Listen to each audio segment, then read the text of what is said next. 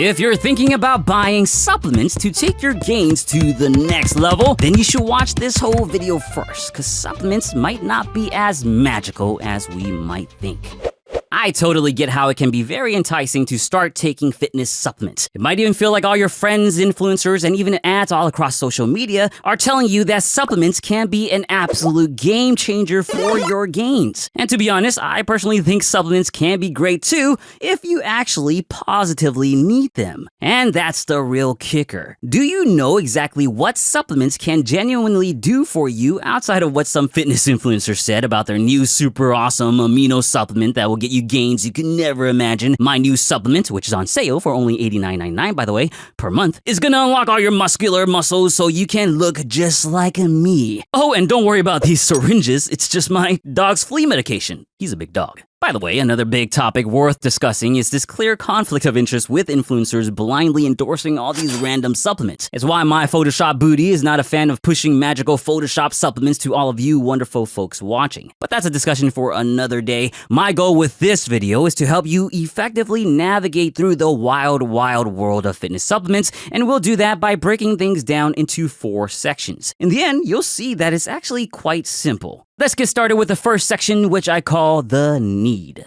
Just as it sounds, we have to understand how much we truly, physiologically need any specific supplement. The point of supplements is just that, to supplement things that cannot be reasonably acquired with nutrition alone. But if you're pretty healthy and have decent access to a variety of foods, then there's really only a handful of circumstances and situations where supplements are truly needed. Circumstances like food restrictions due to health, religious, and/or ethical reasons, or having goals like weight loss that limit calorie and nutrient intake, and circumstances where taking supplements is clearly more practical. For example, if you need caffeine before the gym, it's probably more practical to drink a half cup of water mixed with a caffeine pre-workout supplement versus trying to quickly gulp down 3 full cups of black coffee. So yes, sometimes supplements are needed, but only if you fit the proper circumstances. But what many people don't realize is that even with these circumstances, you still don't need the far majority of these supplements. And this is where we get into our next section called the useless.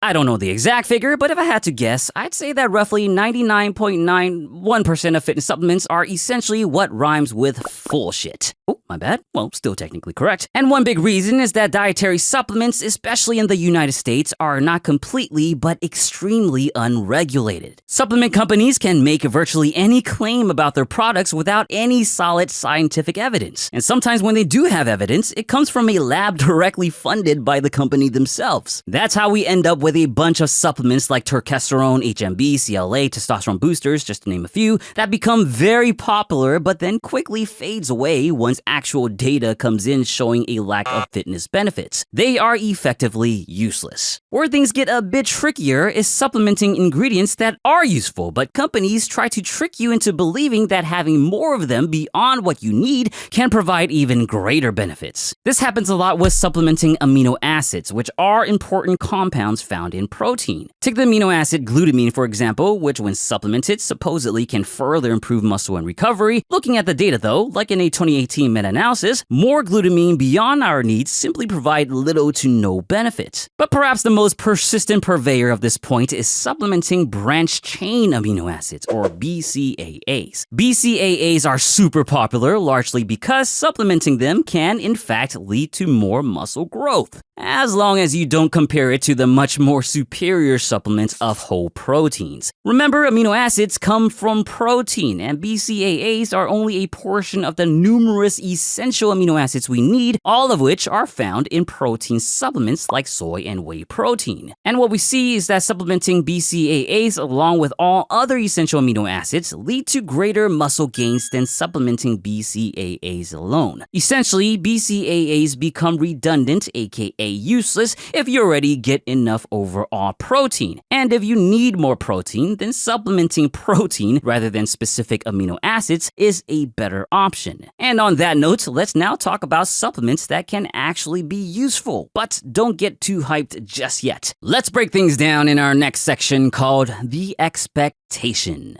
If you were to ask me what I think are the bona fide, effective, legal fitness supplements, then there's really only 3 that I feel somewhat confident mentioning, and they are protein, caffeine, and creatine. But even for these 3 supposedly great supplements, people's expectations of their impact are probably too high, and they also require their own set of context. Now, I'll keep things short for this video, but if you want more in-depth information, feel free to check out my other videos on each specific supplement. But the gist of it is that each of these good supplements require meeting certain conditions to see meaningful benefits. Protein, which I unabashedly love, is undoubtedly important for muscle and strength, but it's only useful as a supplement if you are indeed not getting enough protein from your nutrition. What we're starting to realize, though, is that our protein needs might not be as high as we used to believe. 2.2 grams of protein per kilogram of body weight per day, or 1 gram per pound, has been a very popular recommendation for many years. But in reality, there's only a handful of studies showing this having a very small benefit and limited to more advanced lifters or significant calorie deficits. The overall research shows that a more reasonable protein ceiling is closer to 1.6 grams of protein per kilogram body weight, or 0.7 grams per pound. And even then, the differences in gains between 1.6 grams and 1.3 or even 1.1 grams isn't all that much. What's more important is training effectively to elicit decent gains in the first place. So unless you feel that squeezing every 1/10 of a millimeter of growth is important, then you're likely fine with getting a bit less than 1.6 grams. But if you really want to hit that number, then sure, protein supplements can help if you need it. As for caffeine, again, we have to think about expectations. For lifting weights, caffeine might help you lift 11 or 12 reps instead of 10, which in fairness is not bad if you're an advanced lifter, but if you're kinda new to lifting, 1 or 2 more reps is still good, but not exactly mind-blowing, especially since you're progressing so quickly anyway, with or without caffeine. Now, caffeine does shine a bit more with aerobic performance, so if you're doing a lot of cardio, then supplementing caffeine might be useful. And then there's creatine.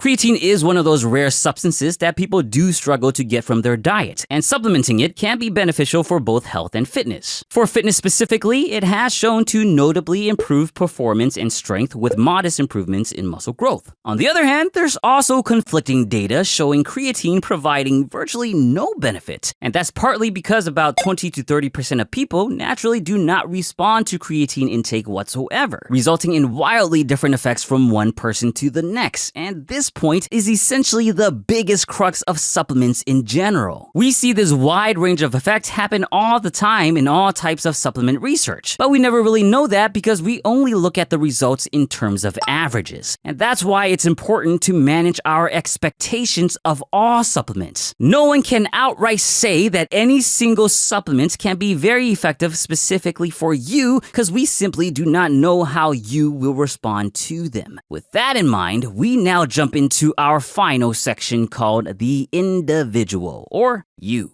I know some of you are probably thinking, oh, here's the preachy part where Mr. Picturefit tells us how we are all different and special and how we should think for ourselves when buying supplements, and you'll be 100% correct. No one, including myself, can tell you what supplements to buy except you. That said, I would still say that before you do make any decisions, it's good to ask yourself, am I truly at the point where I should even be thinking about supplements? The fact is, there are a lot of bigger factors to address before supplements. Factors like thoroughly evaluating and improving your nutrition wherever you can, evaluating your training program to make sure it suits your goals, reflecting on your training itself to make sure you're putting in enough effort, ensuring that you're getting enough sleep and rest for proper recovery, and this is a big one, setting realistic expectations and goals. Sorry to say, 6-minute abs aren't gonna happen no matter how much a YouTuber tells you. They're probably trying to sell you ab supplements. Now, once you do address these bigger factors first, then you can finally ask yourself, are the benefits that supplements might provide really worth it to me? With now knowing about the actual physiological need for supplements, the uselessness of the majority of supplements, and needing tempered expectations of the good supplements,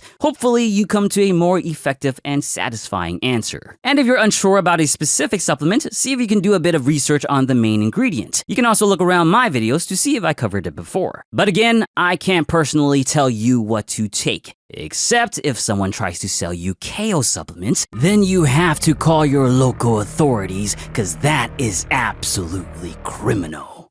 If you enjoyed this video, please give it a supplemental thumbs up and share it with your fitness influencer-loving friends. Be sure to click on one of these videos if you want more in-depth info on certain supplements. As always, thank you for watching, and don't forget to get your protein. Only if you need it.